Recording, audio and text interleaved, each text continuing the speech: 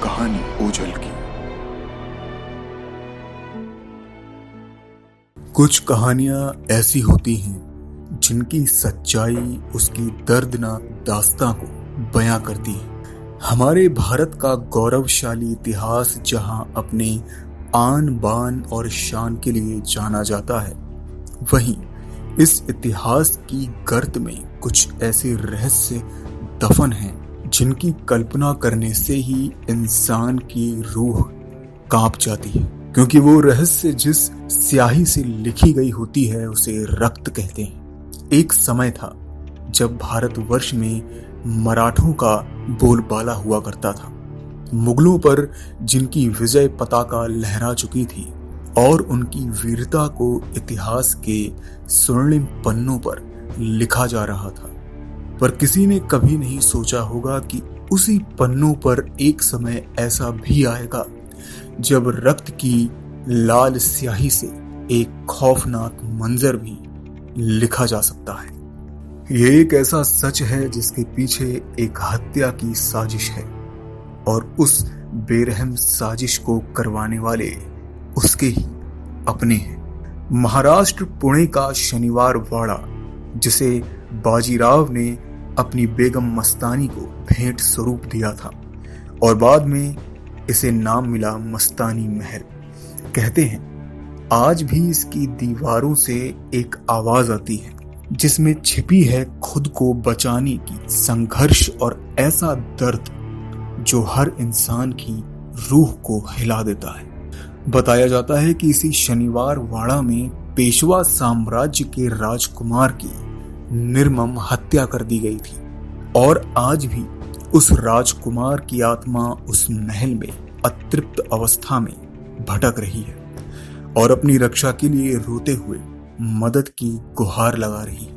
कहते हैं जब किसी स्थान पर कोई निर्मम हत्या या कोई ऐसा जघन्य वारदात को अंजाम दिया जाता है, वह घटने वाली घटना उस जगह पर अपना नकारात्मक प्रभाव अवश्य छोड़ जाती है। और ऐसा इसलिए शनिवार वाड़ा के साथ भी हुआ।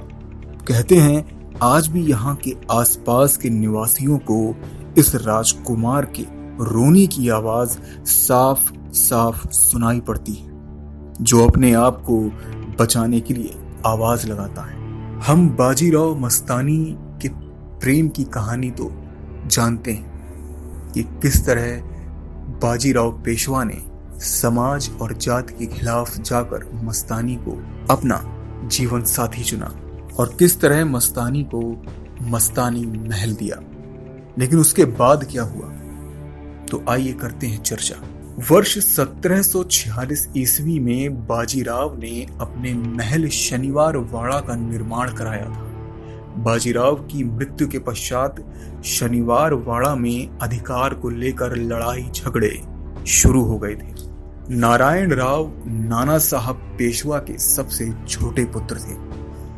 अपने दोनों भाइयों की मृत्यु के पश्चात नारायण राव को पेशवा बना तो दिया गया, लेकिन उम्र काफी कम होने की वजह से सत्ता का संचालन रघुनाथ राव और उनकी पत्नी आनंदी को सौंपा गया। रघुनाथ राव यानी राघोबा और उनकी पत्नी के भीतर सत्ता का लालच हिलोरे मार रहा था। वे साम्राज्य की देखभाल नहीं, उसे हथियाने के सपने देख रहे थे। दोनों कुछ भी करके नारायण राव को अपने रास्ते से हटाना चाहते थे। राघोबा और आनंदी की ये हसरत किसी से छिप नहीं पाई। कुछ ही समय में नारायण राव को भी अपने चाचा की मंशा पता चली। उन्होंने अपने चाचा रघुनाथ राव को महल के भीतर ही नजर बंद करवा दिया। रघुनाथ राव और उनकी पत्नी इस बात से बहुत क्रोधित हुए। वे अब देर नहीं कर सकते थे। उन्होंने भील सरदार सुमेर गर्दी को पत्र लिखकर नारायण राव को गिरफ्तार करने के लिए बुलाया, लेकिन आनंदी अपने पति रघुनाथ राव से भी 2 कदम आगे थी। उसके पुत्र में गिरफ्तारी नहीं बल्कि नारायण राव की हत्या करने का हुक्म जारी कर दिया।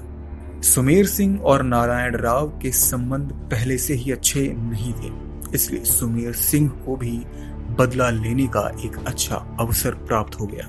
सुमेर सिंह ने नारायण राव पर जरा भी रहम नहीं बरता। उसने शनिवार वाड़ा में घुसकर नारायण राव पर आक्रमण कर दिया।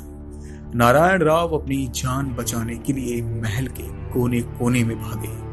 काका माला बचावा चिल्लाते हुए वह अपने चाचा को पुकारते रहे, लेकिन मदद के लिए कोई नहीं आया।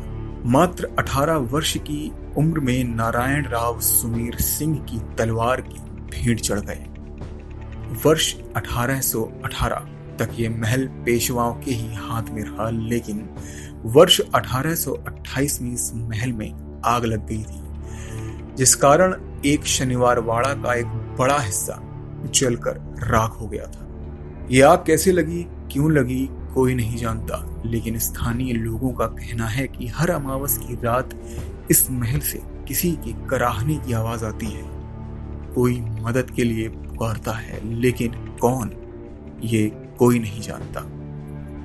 बहुत से लोग कहते हैं कि आज भी इस महल में नारायण राव की आत्मा कैद है, जो मौत का बदला तो नहीं ले पा रही, लेकिन मदद की तलाश जरूर कर रही है। किसी समय में जो महल अपनी कारीगरी, अपनी बनावट और संरचना के लिए जाना जाता था, आज वही महल अपने भीतर होने वाली पारलौकिक घटनाओं के चलते देश के भूतहा स्थानों में शुमार हो गया है।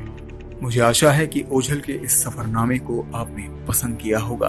तो आगे भी इस सफरनामे में हमारे साथ जुड़ने के लिए हमारे इस प्रयास को लाइक करें, शेयर करें और हमारे चैनल को सब्सक्राइब करें, ताकि आपको आने वाली कहानियों के बारे में पता चलता रहे।